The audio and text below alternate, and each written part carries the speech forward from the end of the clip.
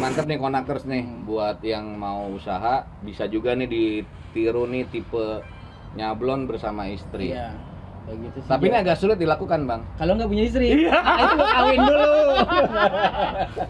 Assalamualaikum warahmatullahi wabarakatuh. Selamat pagi Konakers semua. Jumpa lagi bersama gua Ipung di channel YouTube Republik Sablon pada program Ngonak. Yoi. Ngobrol bareng. Yoi.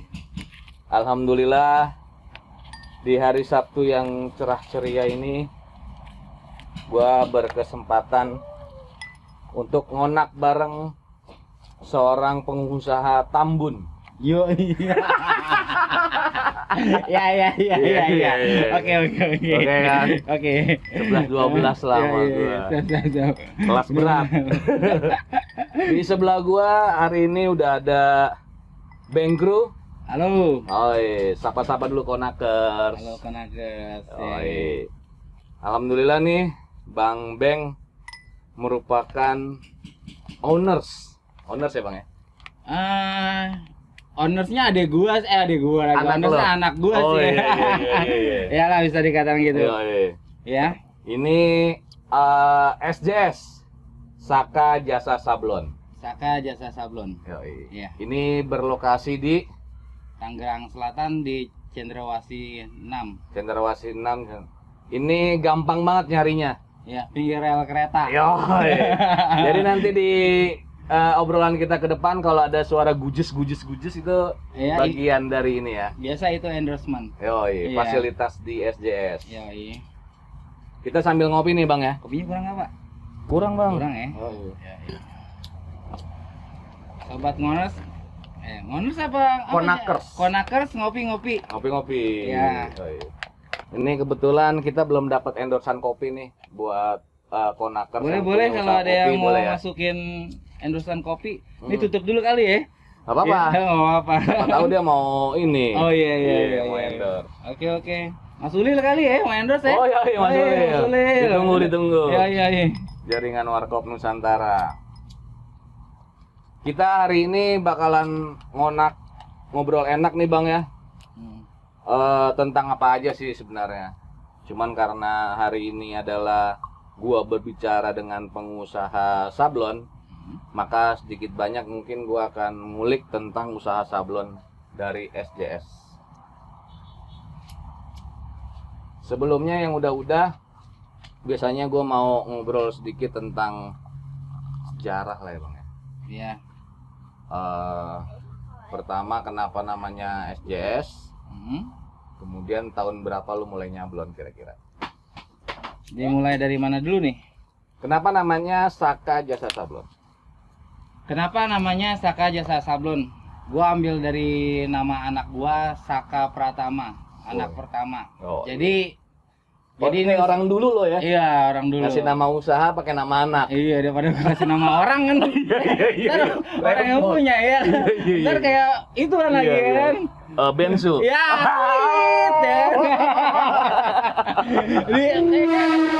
Oh iya, kereta kan. Kereta. Iya.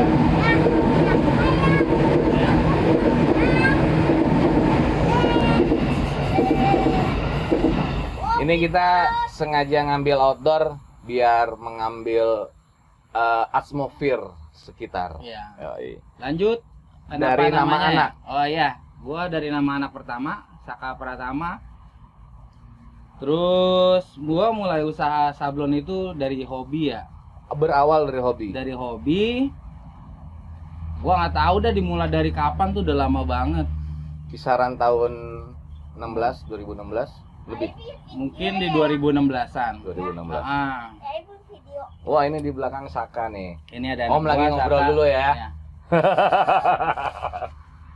Dimulai dari sekitar 2016-17 lah ya. 2016-17. Hobi, cuman gua fokusnya itu pas awal anak gua lahir, makanya terbentuk nama Saka. Berarti usia sablonan lo berbarengan dengan usia anak lo. Iya, berbarengan dengan usia anak. Anak lo sekarang umur?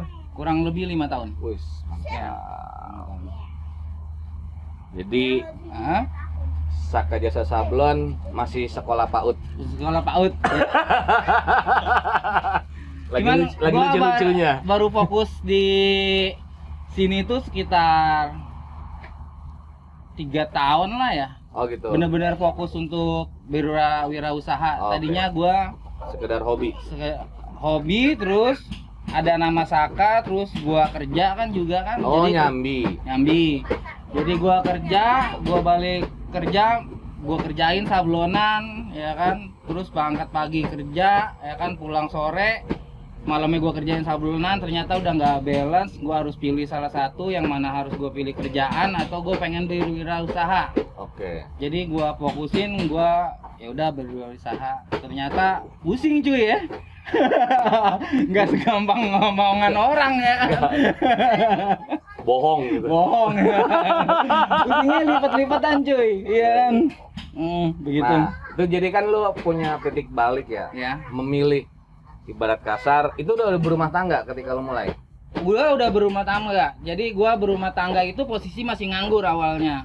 Oke, jadi buka usaha sablon Iya. masih nganggur. Masih nganggur. Jadi gua berumah tangga, gua masih nganggur rumah tangga, tiba-tiba ada orderan yang Istri lu anggurin maksudnya? enggak, jangan cuy. Kerjaan maksudnya. Kerjaan Iya. ya kan. Iya. Gua lagi nganggur kerja, tiba-tiba ada orang, "Beng, masih nyablon?" Dan gue masih punya alat-alat. Gue bilang masih, karena gue emang harus cari makan buat Iya. keluarga Nafkah lah ya kan. Iya. Terus habis itu gua jalanin tuh sablonan sambil gua nganggur itu ya kan. Habis itu tiba-tiba gua masuk kerja, dapat kerjaan. Jadi terus berjalan begitu aja. Oh. Dan sampai harus gua memilih salah satunya antara kerjaan atau usaha. dan gua Oh. pilih usaha. Oke. Berarti nyablonnya malam ya, waktu awal Iya, kerja. awal kerja nyablon malam, pulang Pagi berangkat lagi. Pagi berangkat lagi. Stres cuy. Ya kan, sampai bangun nih gue nih jam 4 pagi. Pasti masih jam 4 pagi ya kan. Gue tidur lagi ya kan. Ntar nyampe kerjaan nih gue mikirin di rumah. Deadline ini udah kagak nih gitu ya. Pusing cuy. Iya. Jadi gue harus pilih salah satu.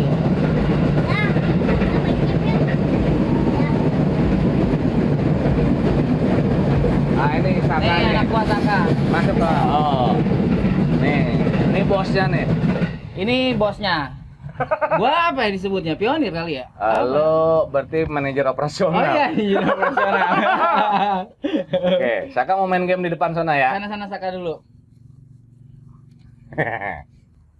Nah, itu kan ada titik balik yang lumayan dilematis ya. Lu udah berkeluarga, kemudian lu melepaskan apa namanya, pemasukan rutin lah ya, Bulanan ya. bulanan. Tiba-tiba lu memutuskan untuk wirausaha, kan lumayan tuh ya bang. Iya. Itu lo meyakinkan, kan ini nggak ketika berumah tangga kan lo nggak berhubungan dengan diri lu sendiri kan, Iya. berhubungan dengan istri lu, Iya. berhubungan dengan orang tua lu, Iya, berhubungan dengan mertua lu. Ah. Itu kan banyak pintu yang lu harus yakini kepada orang-orang sekitar lu, bahwa ketika lu ngambil keputusan gua mau bismillah fokus di usaha sablon, itu gimana bang? Yang pertama gua harus yakinin sih, ya pasti yang hidup bareng sama gua ya, istri gua gitu ya kan. Gua yakinin kayaknya ini gua udah nggak balance ya kan, karena harus kebagi waktunya tuh rancu lah ya kan. Gue di kerjaan tuh gue mikirin kerjaan yang di rumah, saat gua yang di rumah tuh mikirin kerjaan yang di kerjaan gitu. Jadi gua ngomong sama istri gua yakinin bismillah dah, gimana caranya kita bisa support gitu ya, apa Bisa survive ya. survive. Bisa survive. Abis itu yang abis gue yakinin lagi ke orang tua. Abis itu gue ngomong sama orang tua gue mau resign kerja ya kan. Yang alhamdulillah sih dapat pencerahan dari orang tua, karena orang tua ngomong begini sih, dia ngomong zaman sekarang yang dicari tuh bukan kerjaan, Mantap. tapi yang dicari duit gitu. Iya. Cuma kan kalau kerja nggak ada duitnya ya kan, kerjaan mah banyak bang, yang gaji nggak ada. Kerja paksa. Kerja paksa. Jadi kayak gitu. Oke, gue mantepin, gue resign dari kerjaan. Akhirnya lu mulai fokus. Akhirnya gue mulai fokus. Akhirnya ketemu teman-teman satu profesi segala macam. Ya kan, ya sampai sekarang sih ini berjalan. Alhamdulillah. Alhamdulillah. Iya. Di penghujung akhir tahun ya. Iya. Karena 2020 skip bang. Skip ya. Cuman Januari, Februari, corona. Iya. Happy New Year. Happy New Year. Oke. Jadi lumayan lah ya bang. Maksud gua lu memulai usaha ketika sudah menikah pasti lebih berat ketimbang teman-teman di luar sana nih ya, konakers yang mau usaha ketika masih bujangan itu kayaknya lebih bebas ya sebenarnya. Lebih ya. bebas. Bebas, bener. Lu manajemen segala macam belum itulah ya kan. Kebutuhan masih sendiri lah ya. Masih sendiri ya kan. Tapi enaknya usaha ketika menikah itu ada kalkulator Tuhan yang nggak bisa kita bohongin bang. Oh iya, iya. Benar nggak sih? Gua setuju. Bener ya? Setuju. Kayak Artinya ketika lu melepaskan usaha melepaskan kerja yang rutin tiba-tiba nyablon kan kita nggak pernah tahu kan orderan. Benar-benar loss lah ya. Hanya kita dan Tuhan. Iya. Jadi kalau pekerja sama usaha sih sama-sama kalau menurut gua ya. Iya. Kalau orang pekerja bilang lihat orang usaha enakan pengusaha Iya, gitu. Tapi iya. kalau orang usaha enakan pekerja kayak gitu biar. Akhirnya hidup adalah pilihan ya bang. Hidup adalah pilihan. Oke. Jadi buat konakers nih yang masih muda mau usaha lebih baik dimulai dari sekarang sih. Dimulai dari sekarang. Ya. Kemudian berarti lu sudah menjadikan sablon adalah sebagai sumber penghidupan kan pastinya kan, karena sudah tidak ada pemasukan dari lu selain sablon. Iya. Berarti cukup nggak bang? Saat ini sih alhamdulillah cukup ya. Alhamdulillah cukup. Alhamdulillah cukup. Berarti kita bisa yakinkan ke konakers bahwa usaha sablon ini bisa menghidupi lah ya. Bisa menghidupi. Ada catatan-catatan nggak bang? Sebenarnya sih semua usaha ya nggak cuma sablon gitu ya. Cuman tanda kutip orang mandangnya itu sablon apa bisa lo hidup di sablon gitu loh ya seperti itu. Tapi gua bilang istilahnya nggak cuma sablon ya, tukang balon pun bisa hidup dari balon gitu ya kan. Benar. Biarpun istilahnya jual satu piece-nya cuma 1.000 kayak gitu. Pasti ada apa ya namanya, ada kalkulator Tuhan lah ya. Ada kalkulator. Di sini free kopi kan bang kalau setiap mampir? Oh free dong. Mau ngopi apa kembung ya? Iya. Cuman duitnya taruh kotak. Jadi buat konakers nih, gua sering banget main kemari, hampir seminggu 2 kali lah. Lebih kali. Apalagi jam-jam makan siang. Iya. Di sini bisa free makan siang juga. Free makan siang. Kalau datangnya tepat. Iya. Tapi orderan lu harus di atas 500.000. Iya. Nah bang, kalau usaha tadi sekilas lah, nanti kita bakalan ngobrol lebih dalam lagi. Cuman gue mau mengulik, karena ngonak ini ngobrol enak sebenarnya juga mau mengulik kira-kira kenapa sih orang bisa menjatuhkan pilihan di sablon. Iya. Nah gue mau lebih kulik lebih dalam. Jadi kalau gue gini ya, kalau di prinsip hidup gue jual apa yang gue bisa sih bang. Skill. Jadi awalnya waktu gua nganggur itu, skill yang gue bisa cuman gue bisa naik motor. Oke. Ya kan? Ini jangan dianggap remeh ya. Iya. Nggak setiap orang bisa naik motor. Nggak bisa naik motor lah, ya kan? Apalagi naik motor ngeboncengin orang lain, itu beda.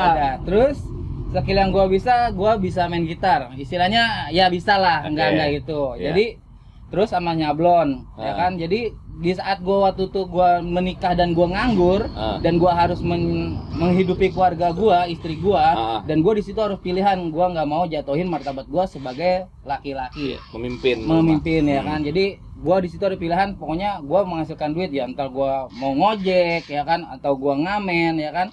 Alhamdulillah Allah kasih jalannya lain, ya kan, sampai istilahnya di titik ini gue nyablon seperti itu. Berarti lo sempat narik ojek online?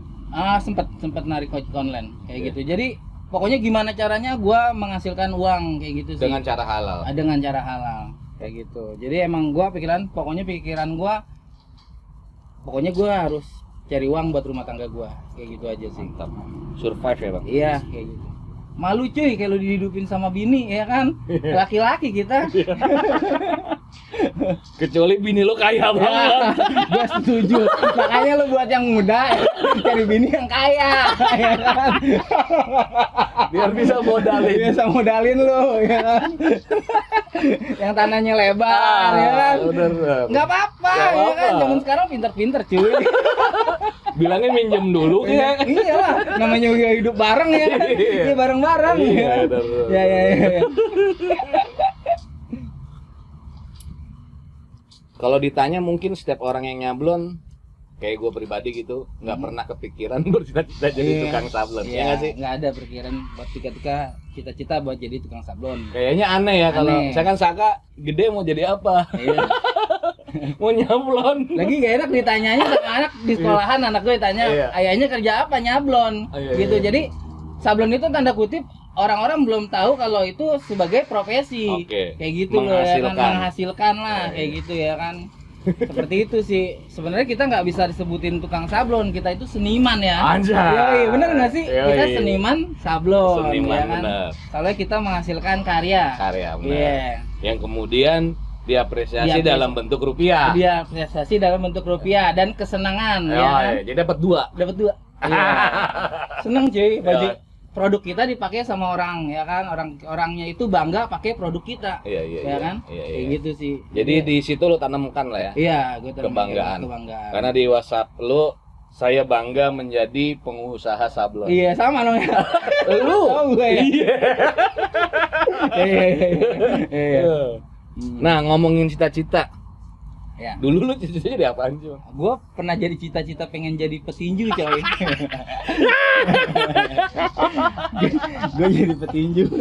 Lu segede apa badan lu? Nggak gede-gede amat sih dulu mah, nggak gede-gede amat. Cuman gua sama petinju. Tapi kita iklan dulu kali Iklan ya. dulu ya kereta ya. Ya.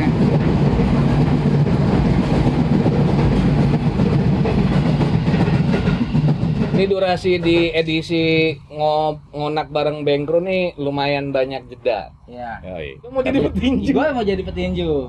Emang lingkungan lu sekeras itu? Oh enggak. Enggak. Oh. Cuman gua seneng aja sama petinju gitu, sama petinju sama damkar gua tuh seneng. Pemadam kebakaran. Iya, udah kebakaran.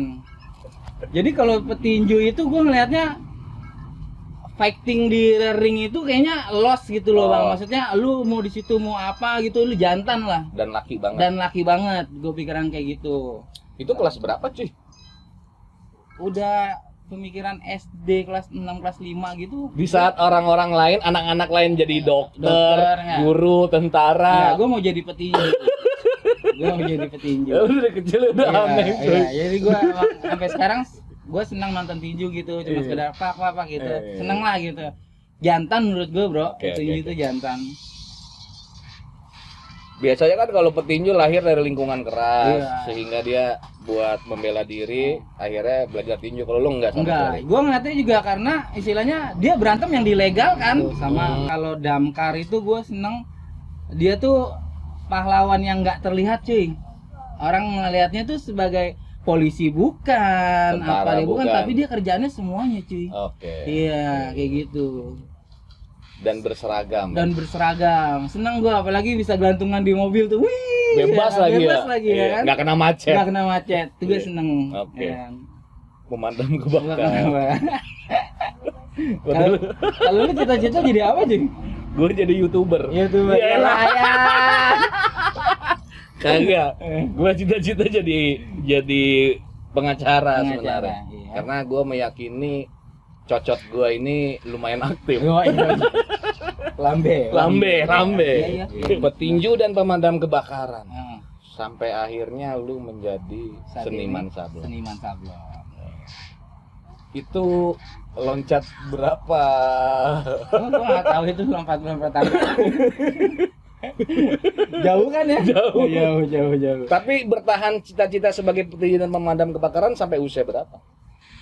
Sampai SMA itu gue masih seneng gitu loh, pengen jadi seperti itu gitu. Tapi lu nggak pernah mencari tahu tentang dunia petinju sama pemadam kebakaran? Sempet nyari tahu. Waktu itu tuh ada latihan tinju gratis di Monas. Oh gitu. Iya. Lu ikut? Gua nggak ikut sih, cuman ngeliat-ngeliat doang. Oh, gitu. Seperti itu ya kan, dan gua makin seneng di situ. Ya kan? Iya, seru lah pokoknya. Kayaknya gua kalau jadi petinju kita nggak ketemu. Nggak cuy. ketemu. Jadi kita ditakdirkan untuk seperti ini. Iya. Anjing petinju. Tapi pakai fisik juga kan sablon. Mm. Sablon itu menurut gua profesi yang mengandalkan dua hal yang kata orang itu berseberangan, fisik dan otak. Mm. Bener ya? Padahal nyatu cuy. Padahal nyatu. Padahal nyatu. Karena kalau dulu kan orang selalu bilang kecerdasan itu dibagi dua. otak kanan dan otak kiri. Iya. Padahal kita ngegabungin dua-duanya. Kita gabungin dua-duanya. Bagaimana kemudian kita menghasilkan karya seni, tapi juga kita mengatur manajemen keuangan dan segala macam. Iya.